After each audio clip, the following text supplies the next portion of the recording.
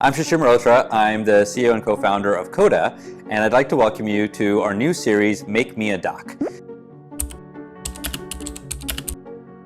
In this series, we interview amazing thought leaders, take their philosophies and ideas, and turn them into live Coda docs. Today, we'll be interviewing one of my favorite product people, Gokul Rajaram.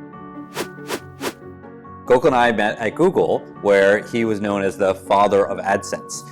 He went on from there to run monetization at Facebook, and then is currently at Square, where he leads the Caviar team. Today we're going to be talking about a philosophy that Gokul came up with called SPADE. A great way to run decisions, really changes how you run meetings and how you run the rest of your team culture. The impetus behind decision making and how to think about decision making came from my time at Google, where I will never forget this. This was about 12 years ago when I was in a meeting with Larry Page, Sergey Brin, and Eric Schmidt, all of us in different product teams. You probably remember this. We had a proposal, and at that point, Eric stopped us. We were discussing. He stopped us. He just asked, and he said, "Who's the decision maker here?" So we all simultaneously raised our hands, and it was like really embarrassing because at that point he said, "The three of you raising your hands means that there's no decision maker." Since then, I've really obsessed over how to think about decisions in a way that there's a very clear person who's responsible. At that point, I and a couple of other Square employees, we took on ownership of coming with a process.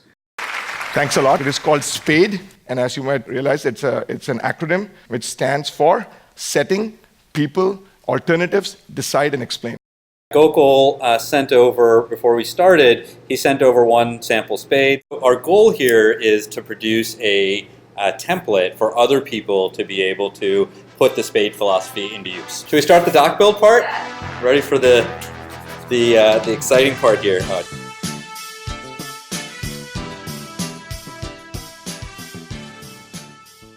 So now in my setting, I now have the what, the why, the when, and some useful context for people. I think one important thing in the what is that you have to give the decision maker a framework or rubric to evaluate the alternatives versus each other. So what if there are 5 names? What are we going to look for? Is it like memorability? Is it descriptive nature? What are the 2 or 3 things that we're going to evaluate them based on? Oh, that's great. Here we added to the setting. We added a little bit of context. Sometimes a picture or a presentation can help. Actually, that's great setting, Shishir. We're all very clean and crisp.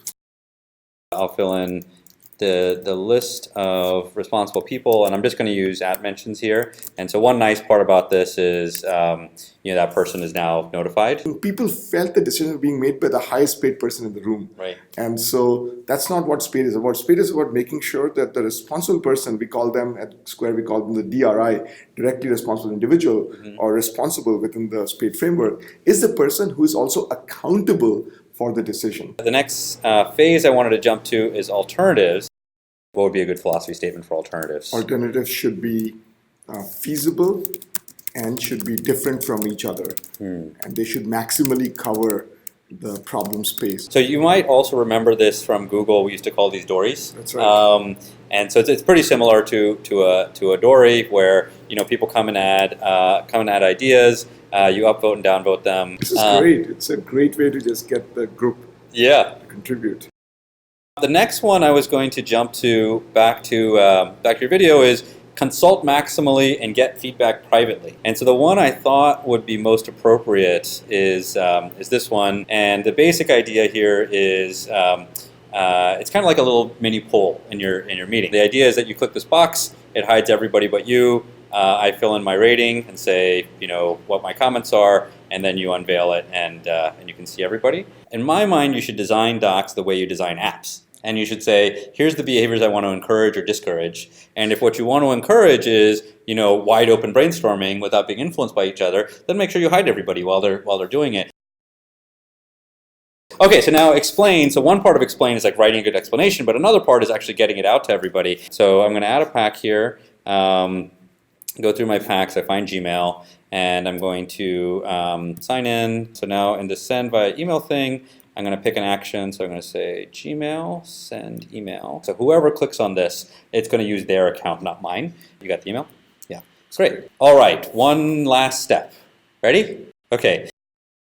And what I had in mind in this SPADE template is, I'll just come up here and I'm going to add a section for the SPADE log. Like one of the main benefits of when people come, especially from like Google Docs to Coda, is that it feels a little bit like an everything surface. So I can take and I can organize all my spades in one spot. I'm going to have a folder of, I'm going to call these active spades. Oops. Active spades. You'll end up with a separate folder of closed spades. We do this a lot for things that are kind of ongoing processes. Is we'll use the Slack pack. Here I'm going to come and say send Slack update. And I'm going to add a button here. And so this button, I'm going to say the title is send Slack update. So I pick my action here. I'm going to pick Slack post message. It looks really good. I actually I want this to be approved at Square ASAP. It's so much better.